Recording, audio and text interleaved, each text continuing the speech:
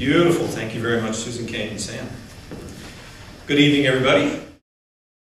I'm really happy to be here with you this evening. Now, I hope that everyone has had or can have an experience in life where you felt you were saved by an imaginary net, or that a resource simply appeared out of the blue. One of those grace-filled moments. Now, one can interpret that mysteriousness of such an event as really an anomaly, an aberration, just some random occurrence, or one can interpret it as a kind of quantum leap in spiritual resonance, an instance where one has cracked oneself open enough to have a kind of mystical and positive experience. Well, how does such a safety net or resource come to be? And in Science of Mind and Spirit, it is the nature of God, of living spirit, to be one certain safety net and one certain source and supply. It is how the universal presence works in this teaching. It potentially always has your back, and it potentially is always plenty. The potential is realized by one's awareness and activating that spirit. Just for the asking, just for the turning to God, that potential realizes for you and me.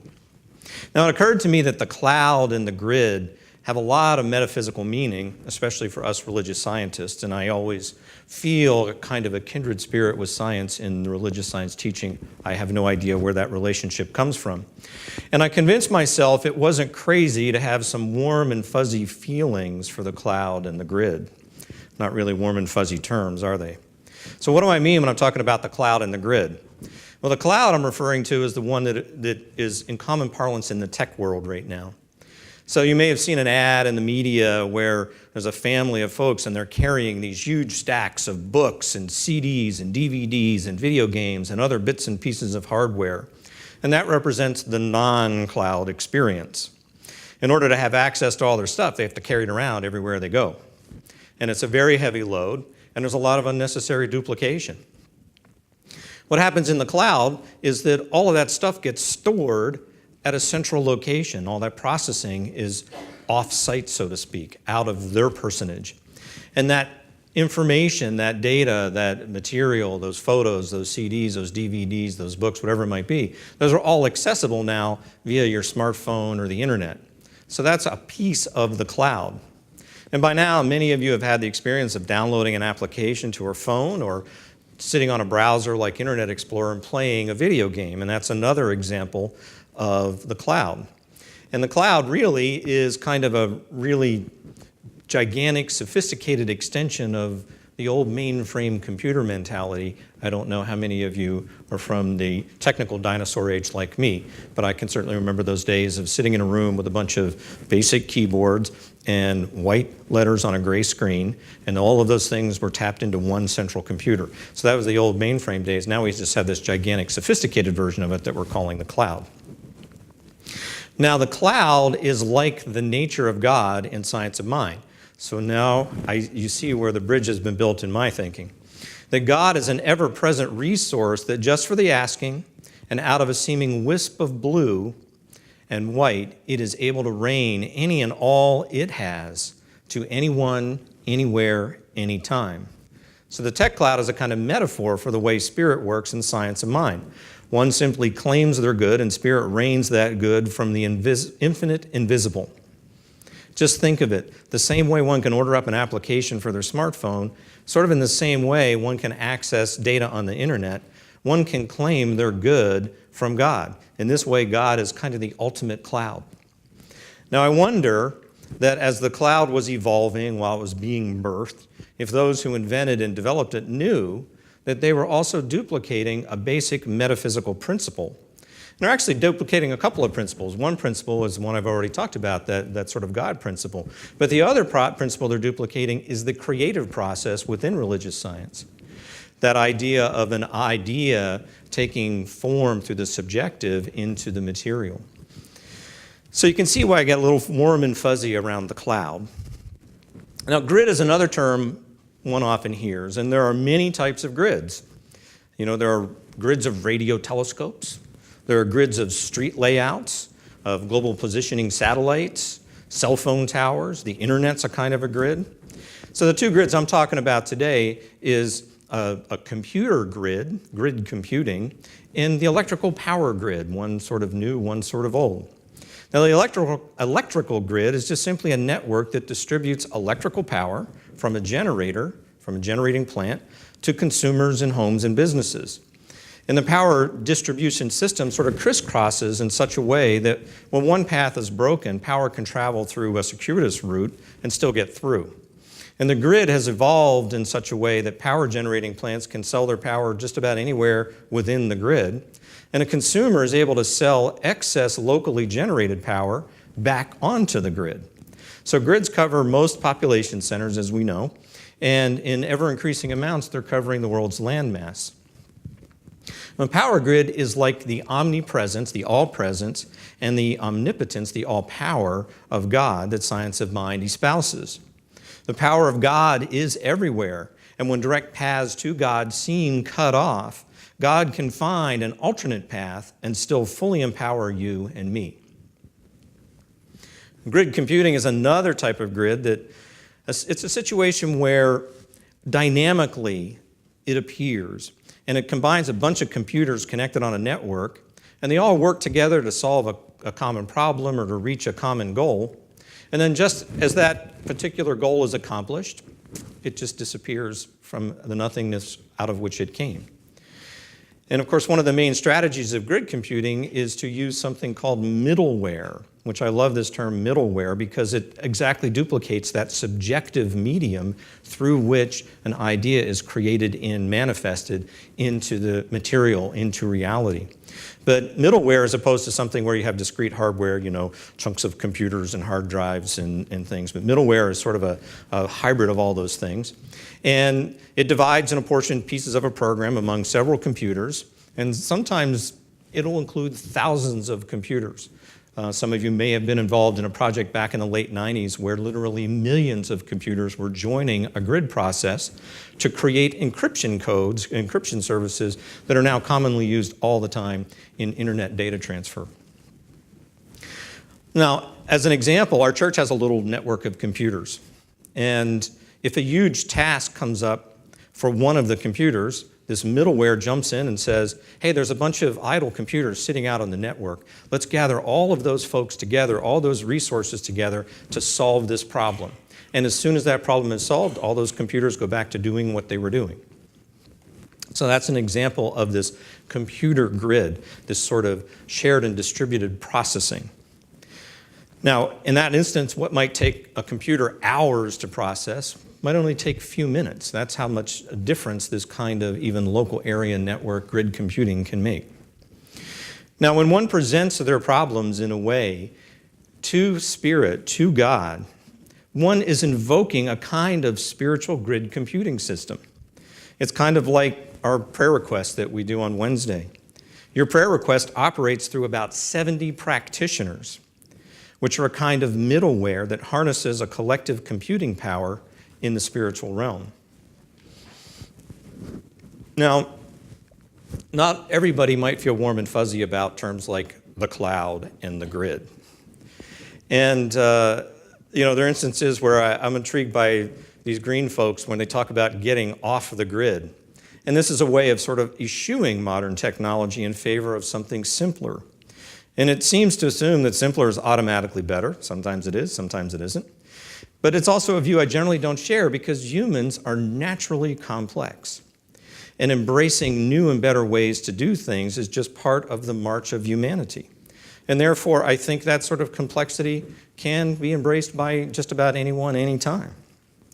And there are those who talk about getting off the grid as a way of disappearing, as a way of dropping out of the mainstream or disconnecting or going underground or becoming anonymous for some reason. And for me, I'm kind of the other way around.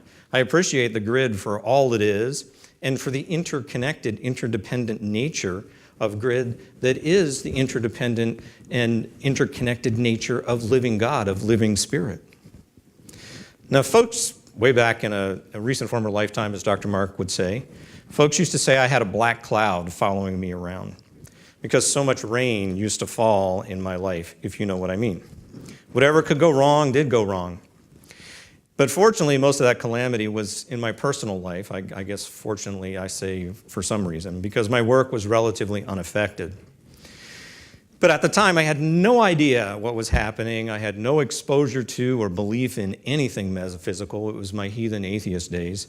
And only in hindsight did I see I was clearly in a committed victim consciousness in many, but not all areas of my life.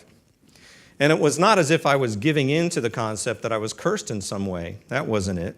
I was well aware that I did not want certain outcomes.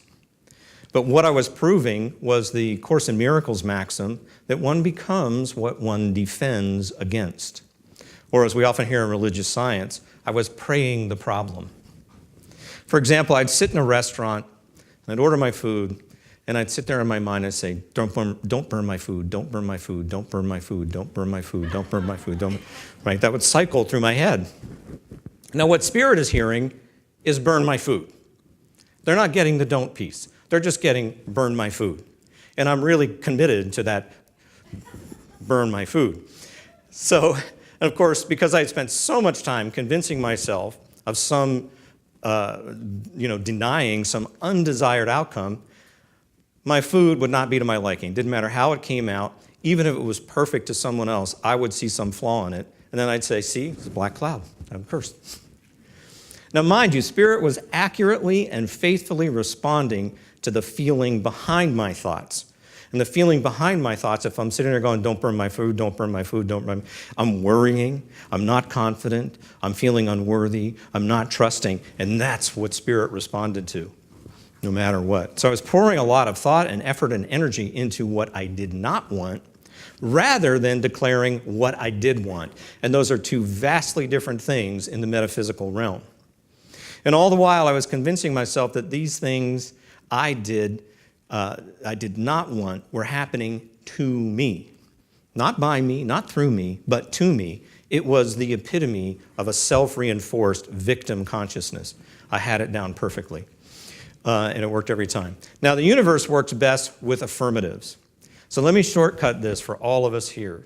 Declare your good in positive, affirmative, expansive terms only. And that is to say, stop with the double negatives already. I can say from experience that Spirit's response to double negatives are diluted at best, meaning thinned out. They're more than a little contradictory. They're more than a little confusing. And at worst, Spirit simply misses one of the qualifying negatives in your double negative, and so it just interprets it as all negative. So in the restaurant now, I say, thank you, thank you. I affirm that my food is delicious, it's healthy, it's nurturing, and it's perfectly prepared, and it is. Now, right now, just resign yourself to using that basic tool, the 4 Ps, to declare your good, and it's personal, powerful, present tense, and positive. Every time you pray, every time you treat, every time you affirm, take the time to construct your declaration, construct that realization, construct that affirmation to be personal to you, to be powerful, to be right now, present tense, and to be positive. And maybe even write it out or recite it aloud until you get all the double negatives out of that language. And then notice how everything begins to shift for you. Just notice that for yourself. It's like magic, but it isn't magic. It's religious science.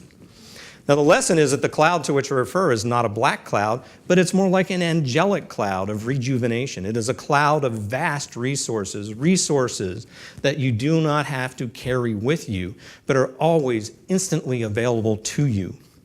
The cloud is really kind of an angel, I think, and I'm not referring to the winged beings with white robes as depicted in Western European folklore, but a spiritual being believed to act as an attendant, as an agent or a messenger of God for you and to you. Think of the cloud as that angel, like the computer cloud that gives you access to vast resources at any time from anywhere.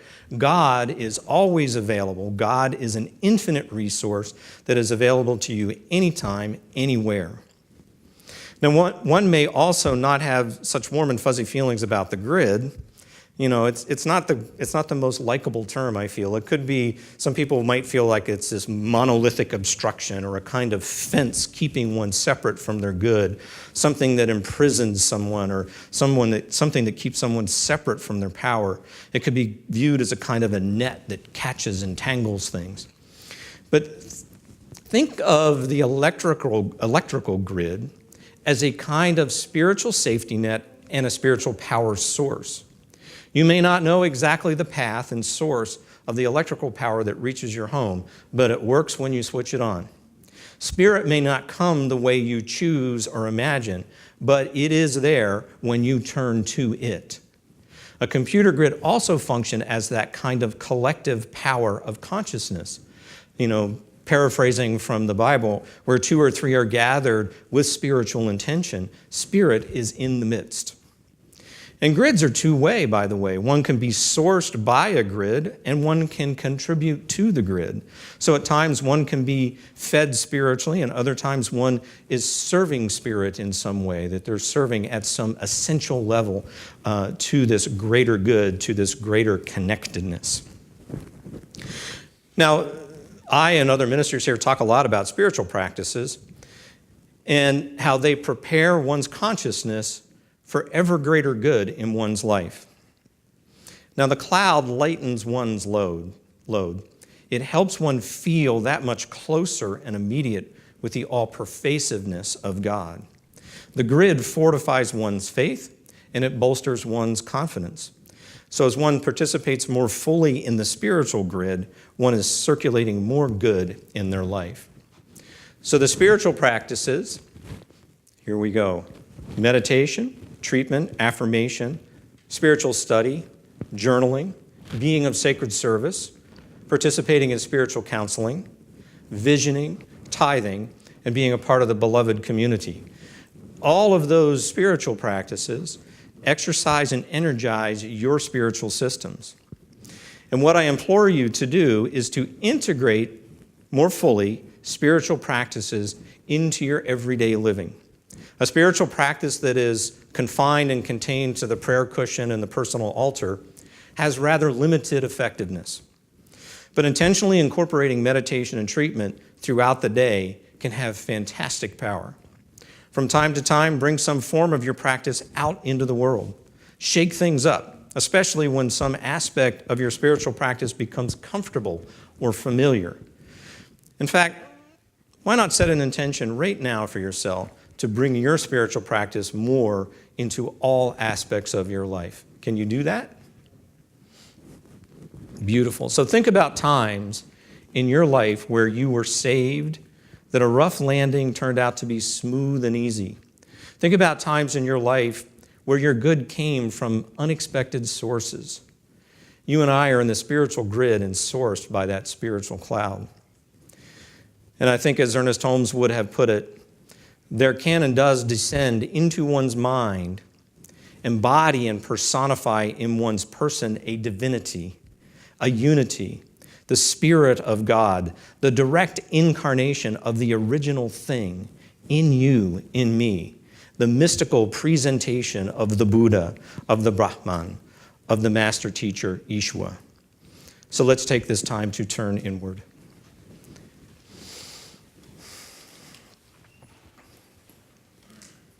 And at this moment, become aware of the pattern of your breathing, just following each in-breath and each out-breath.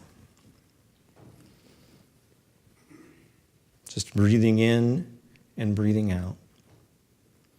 Breathing in and breathing out.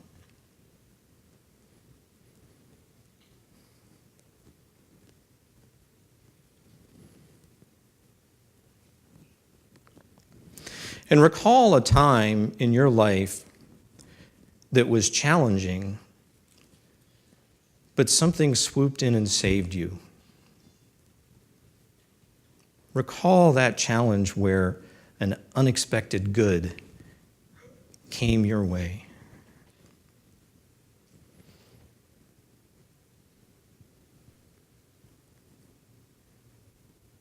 And now notice everything about this activity of that spiritual cloud and that spiritual grid.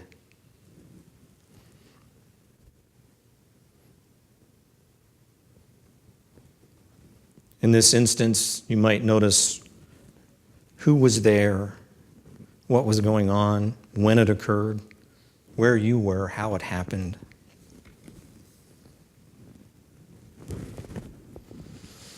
And now as you fully sense this moment of divine transformation, just scan your body and notice any emotions flowing.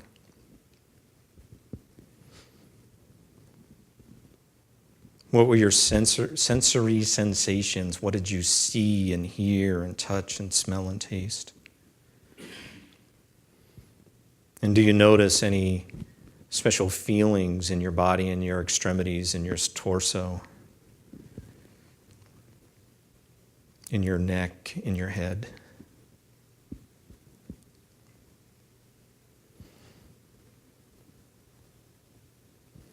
And just know and give great thanks that your consciousness has been transformed, that the cloud and the grid has embraced you as you embrace it.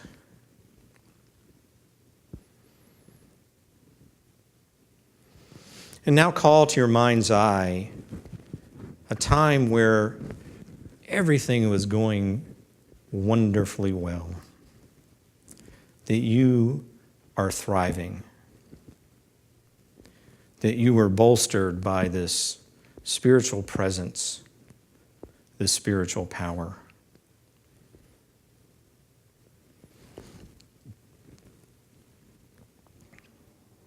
And notice everything about this experience. Who is there? What is happening? When it occurred? Where you are? How it came about.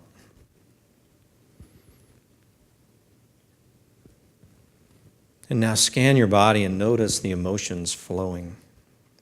What did you see, hear, touch, smell, taste? Notice the feeling in your extremities, those energy centers within your torso, from the bottom up through your gut, through your heart, through your throat, through your face, to the head, to the pate.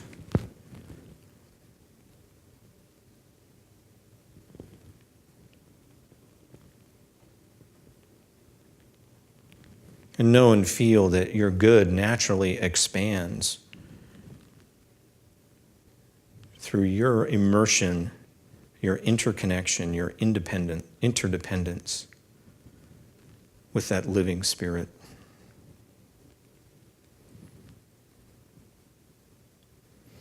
And now fully merged with that grid and that cloud, with that angel, that presence, that power. Just feel your connection, your relation. Feel that presence that surrounds you right in this moment, that propels you, that moves from the outside in and the inside out. That you are a gracious receiver and circulator of all of God's good.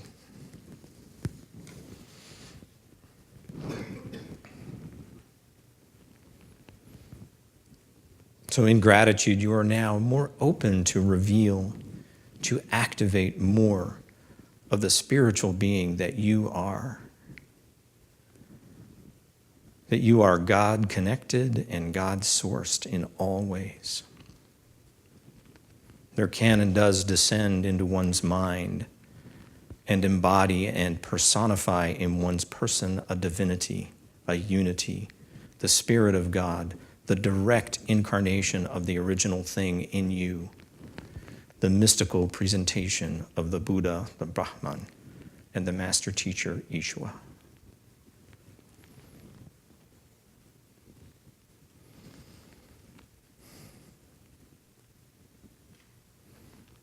And as you're feeling complete with this, I just invite you to very gently bring your awareness back to the room.